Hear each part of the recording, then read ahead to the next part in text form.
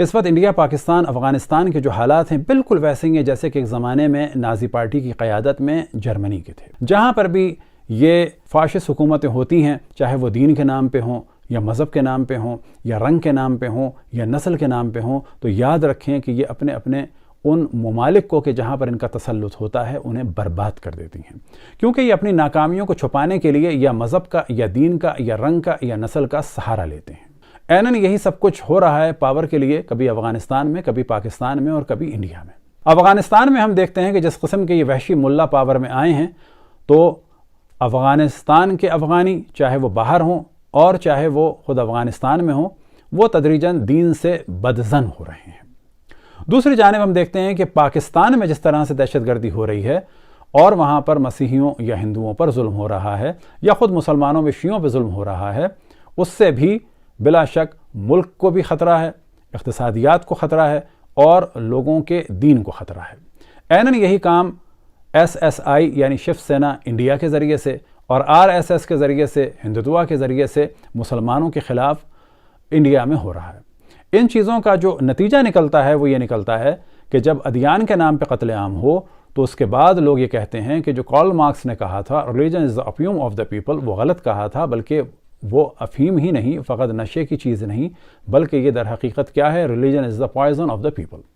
تدریجاً ہماری نسلیں چاہے ہندو ہوں، چاہے عیسائی ہوں، چاہے یہودی ہوں، چاہے بدھسٹ ہوں، جب دین کے نام پر دہشت گردی دیکھی جائے گی تو یہ لوگ سب کے سب اگلی نسلیں دین سے دور ہو جائیں گی. بس اپنے اپنے دین کو انسان علمی طریقے سے بیان کرے اور ڈسکشن کرے. یہ جو دنیا میں ہم دیکھتے ہیں نازی نظام چل رہا ہے، اس کی بنیاد اگر دیکھی جائے تو ظاہر ہے کہ جو سابقہ زمانے کی حکومتیں تھیں وہ بھی لوگوں کو اسی طرح سے دین یا مذہب یا رنگ یا نسل یا کسی بھی عنوان سے استعمال کرتے تھے. لیکن جدید دور میں ہم دیکھتے ہیں کہ قتل عام کو جس طرح سے جدید انڈسٹری کے ذریعے سے کیا گیا، ہولوکاسٹ کیا گیا جرمنی میں، تو اس کے لیے ایک جانب نازی حکومت تھی اور آفیشل اس کی فوجیں تھیں، لیکن جو اصل لوگ تھے وہ وہاں کی ایک تنظیم تھی جس کا ایبریویشن ہے SS شٹسٹیفل، اور اس کا نازیوں کے ساتھ آپ دیکھیں تو SS ان کا مونوگرام بھی تھا. اسی طریقے سے ہم دیکھتے ہیں کہ انڈیا میں RSS بنی اور اس کی بنیاد بھی یہی ایک نازی قسم کے لوگ تھے کہ جو اس زمانے میں ہٹلر کے طرفدار تھے، یعنی RSS، اور اس کا جو سیاسی دھڑا ہے وہ ہے BJP. اور پھر ہم دیکھتے ہیں شیو سینا کہ جس کے بنانے والے تھے بال ٹھاکرے، اور انہوں نے بھی وہاں نفرت کا بیج بویا. پاکستان میں ہم دیکھتے ہیں کہ ASS یعنی انجمن سپاہی صحابہ، یہ بھی بالکل نازی پارٹی کی طرح سے یہ ان کا ایک فوجی دستہ ہے، اور باقی جو ان کی قیادت ہے وہ دیوبندی علماء کی صورت میں ہے. اس وقت جو انڈیا میں حالات خراب ہوئے تو بلا شک یہ RSS کے ذریعے سے ہیں، BJP کے ذریعے سے ہیں، اور BJP کی جو اسپوک پرسن تھیں نوپور شرما، اب انہوں نے اعتراضات کچھ کیے. وہ 3 اعتراضات ہیں. Otherwise, they are very capable of hitting them where it hurts. For example, they may want to call it a favara as much as they want. Reality is, even the Supreme Court ordered protection of the immediate area. अंतर तो मिलेगा नहीं. सड़कों पे, अरे छोड़ो, तुम्हारे उड़ते हुए घोड़े, and earth is flat. जो कुरान में आके लिखा है बकायदा, उसका मजाक उड़ाना शुरू कर दूं. 6 साल की बच्ची से प्यार करके 9 साल में you are having sex with her. इससे प्रॉफिट मोहब्बत है. बोलना शुरू कर दूं मैं. earth is flat according to Quran 88:20. تو سب سے پہلے ہم توجہ دلائیں کہ ان کا جو گفتگو کا طریقہ ہے وہ اپنے سیاستدانوں اور بزرگوں کے ساتھ بھی انتہائی توہین آمیز ہے. Absolutely senile old man. Let me answer. He's absolutely senile. You senile old man. You know what? Drink some water. Look after your heart. You're just counting days on earth anyway. You moron. How dare you? Oh, just shut up, you moron. Oh, shut up. Oh, shut up. You're an uncouth vagabond. Arey, oh, sadachap. Tu sadachap aadmi hai, budde. All right, now please. Okay, now I want to go back to the subject at hand. کہ ان کو چاہیے کہ سوچیں، اور انسان کو سوچنا چاہیے، اپنی غلطیوں کو ماننا چاہیے، اور کسی ایک تنظیم میں تھوڑی سی پاور آنے کے بعد اپنے آپ کو بھولنا نہیں چاہیے۔ اسی طریقے سے انہوں نے اسلام پر جب اعتراض کیے تو وہ 3 اعتراض کیے۔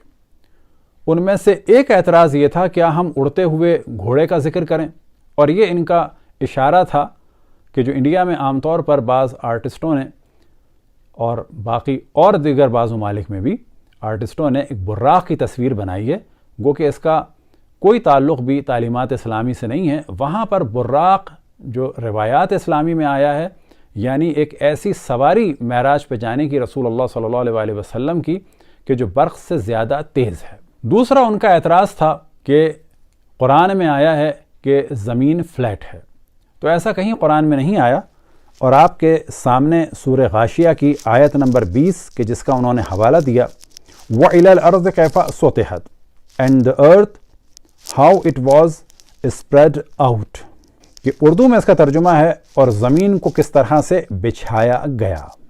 اور ساری دنیا میں یہ بات واضح ہے کہ زمین کی مختلف لیئرز ہیں کہ جس سے واضح پتہ چلتا ہے کہ جیسے اس کو بچھایا گیا ہے۔ تو یہ توہین کی چیز نہیں ہے، بلکہ یہ در حقیقت اسلام کی حقانیت کو بیان کرنے والی چیز ہے۔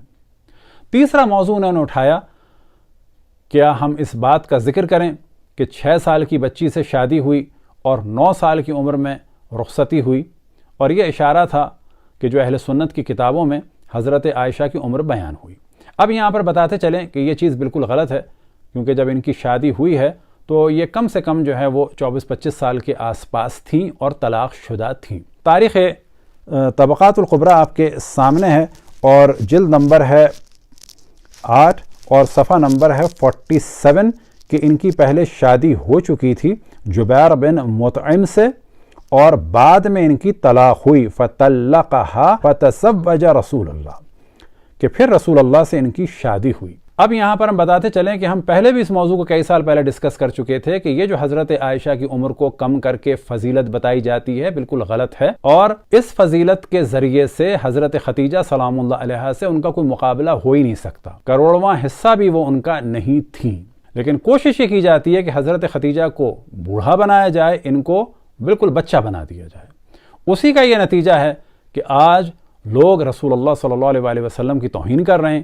لہٰذا اس خاتون نے جو توہین کی تو سوال کرنا چاہیے کہ یہ موضوع اس کو کس نے دیا، اور ان لوگوں کو بھی سوچنا چاہیے کہ اسلامی تعلیمات ایک وہ ہیں کہ جو رسول کی آل سے ملی کہ جنہیں قتل کیا گیا، اور ایک اسلامی تعلیمات وہ ہیں کہ جو رسول کی آل کے قاتلوں سے ملی۔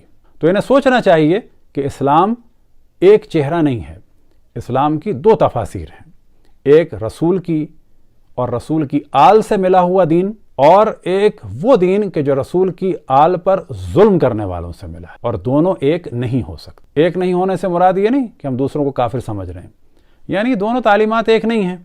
لیکن سوال یہ پیدا ہوتا ہے کہ اگر آپ کو برا لگ رہا ہے اور آپ کو اعتراض ہو رہا ہے گھوڑے کے اڑنے پہ بقول آپ کے، تو کبھی آپ کو گنیش جی کے جسم پہ ہاتھی کا سر لگنے پہ تعجب نہیں ہوا؟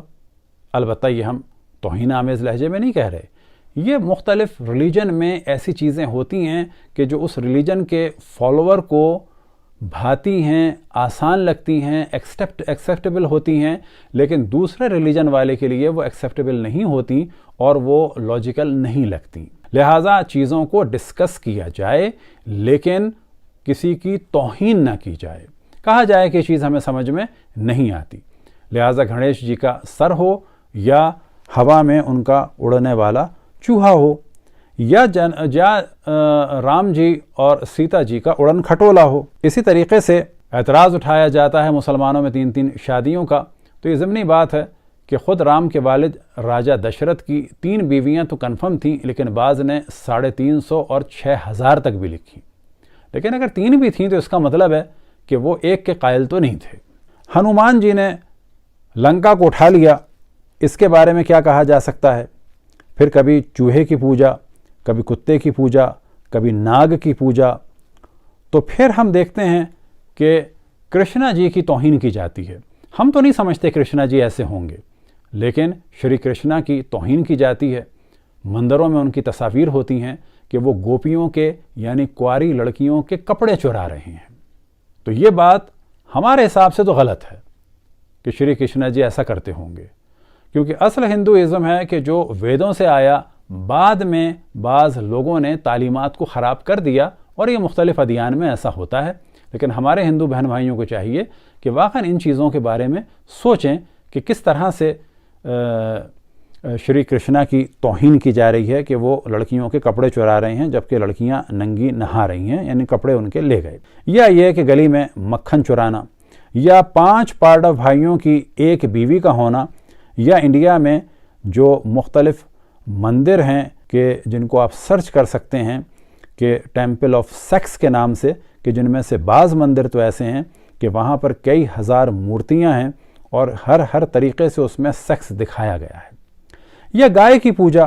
اب گائے کی پوجا کے بارے میں کہا جا سکتا ہے کہ شاید یہ ایک گائے کا احترام تھا اور گائے کو بچانے کے لیے تھا، کیونکہ اس زمانے میں کاشتکاری کا دار و مدار گائے پہ تھا، یعنی بیل پہ، اور بیل ملے گا ظاہر ہے گائے سے، اور باقی جو انڈسٹری تھی دودھ اور دہی کی، اس کا دار و مدار بھی گائے سے تھا۔ لیکن اس احترام کو یا گائے کو بچانے کی جو تحریک تھی اسے پوجا کی جانب بدل دیا گیا۔ پھر ہم دیکھتے ہیں کہ 1 پاؤ گوشت اگر مسلمان کے پاس سے نکل جائے اسے قتل کر دیا جائے، لیکن اس وقت دنیا کے 4 بڑے ایکسپورٹرز ہیں گائے کے گوشت کے، جن میں سے پہلے نمبر پر برازیل ہے اور آسٹریلیا، امریکہ اور انڈیا۔ آسٹریلیا، امریکہ، انڈیا یہ 2nd نمبر پہ ہیں۔ تو سوال یہ پیدا ہوتا ہے کہ پھر گائے کی کھال کو ایکسپورٹ کیوں کیا جا رہا ہے انڈیا سے، جو لیدر جا رہا ہے، اور گائے کا گوشت کیوں جا رہا ہے؟ کیا آپ کو محسوس نہیں ہوتا کہ یہی RSS والے اپنے دور میں تو کم سے کم اس گائے کے ایکسپورٹ کو روک دیں؟ یہ لاکھوں کی تعداد میں انڈیا کی گائے جو ہر سال پاکستان میں قربانی سے پہلے راجستھان کے راستے پاکستان آتی ہیں، ان گایوں کو بھی روکا جائے۔ لیکن ہم دیکھتے ہیں کہ 1 پاؤ گوشت کے لیے مسلمان کو قتل کر دیا جائے، اور انڈیا 2nd نمبر پر ہے، اور ہم بتا چکے کہ 3 ممالک 2nd نمبر پر ہیں گائے کا گوشت ایکسپورٹ کرنے میں، لیکن ایک اعتبار سے انڈیا 1st نمبر پر ہے۔ کیوں؟